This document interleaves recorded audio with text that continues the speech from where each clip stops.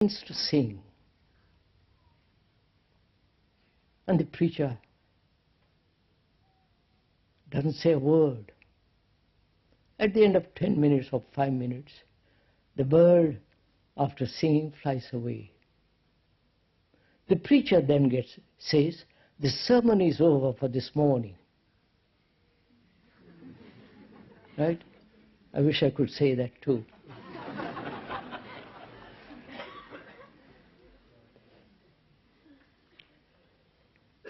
So the question now is, if you are serious enough to go into it, whether it is possible to empty totally the whole content of our souls, the content of our consciousness. This consciousness which has been built through time.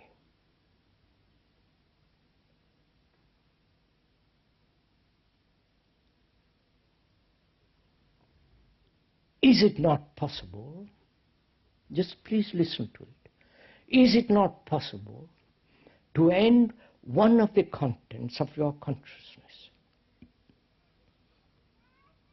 Your hurt, your psychological wound. Surely you know what that means. Most of us psychologically have been hurt from childhood, parents, school, whole existence. We are hurt. That's part of your consciousness. Can you end that hurt completely, totally wipe it out, without leaving a mark? You can, can't you? If you pay attention to the wound, know what has caused it, and the wound is the image you have about yourself that has been wounded, and end that image that is wounded. You can do that if you've gone into it very, very deeply. Or if you're attached to somebody. If you're attached to your wife or your husband, it doesn't matter what it is, attached to a belief, to a country, to a sect, to a group of people and so on, to Jesus and so on. Can you not completely, logically, sanely, rationally end it? Because you see, attachment implies jealousy, anxiety, fear, pain, and having pain, you become more and more and more attached. Seeing the nature of attachment, the perception of attachment is the flowering of intelligence. That intelligence sounds stupid to be attached. It's finished. You understand this? So, go into it. Or you have a particular psychological habit, thinking always in certain direction. That's part of your consciousness. Can you move? Can thought move away from the groove, from the rut? Of course it can. So it is possible, please listen, it is possible to empty totally, completely the content.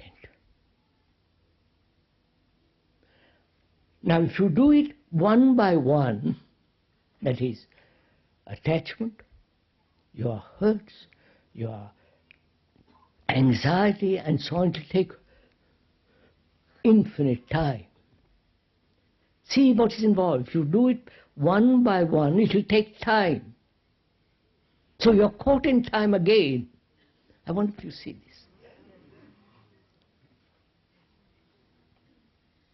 Whereas, is it possible to empty it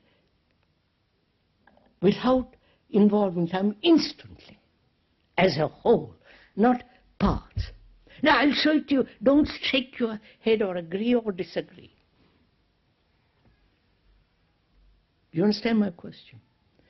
when you do part by part, you are still involved in time.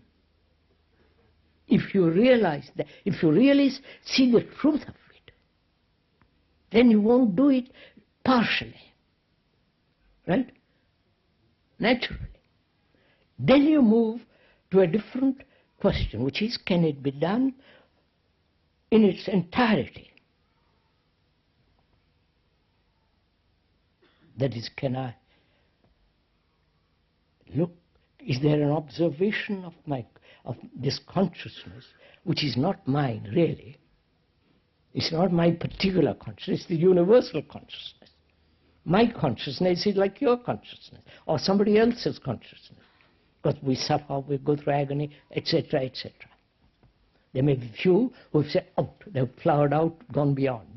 That's irrelevant. So we're asking, is it possible to observe the thing in its entirety,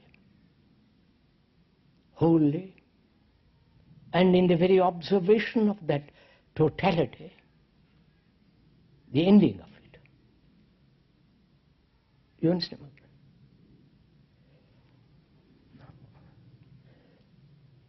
So is it possible to observe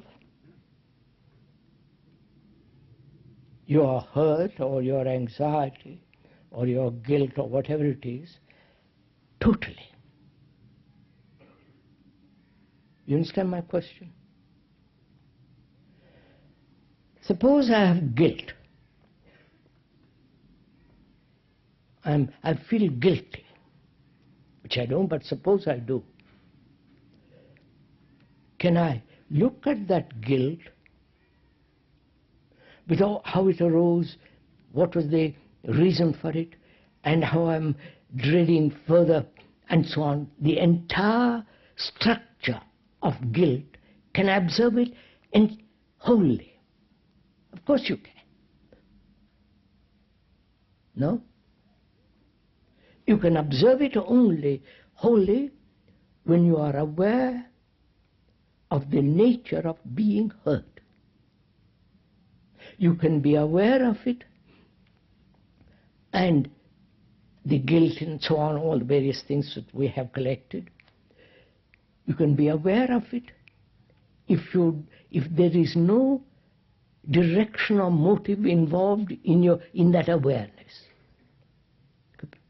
Have you understood this? I'll explain, I'll go into it.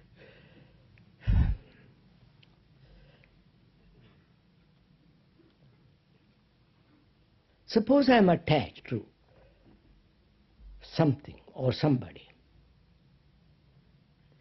Can I not observe what is the consequences of attachment, what is involved in attachment, how that attachment arose? Can't I observe the whole nature of it instantly? I'm attached because I'm lonely. I want comfort. I want to depend on somebody because I can't stand by myself. I need companionship. I need somebody to tell me, you're doing very well, old boy. I need somebody to hold my hand. I'm depressed. I'm anxious. So I depend on somebody. And out of that dependence arises attachment. And from that attachment arises fear, jealousy, anxiety, right? Can't I observe the whole nature of it instantly? Of course you can, if you are aware, if you are deeply interested to find out. So we are saying that instead of doing it piecemeal by piecemeal, it is possible to see the whole nature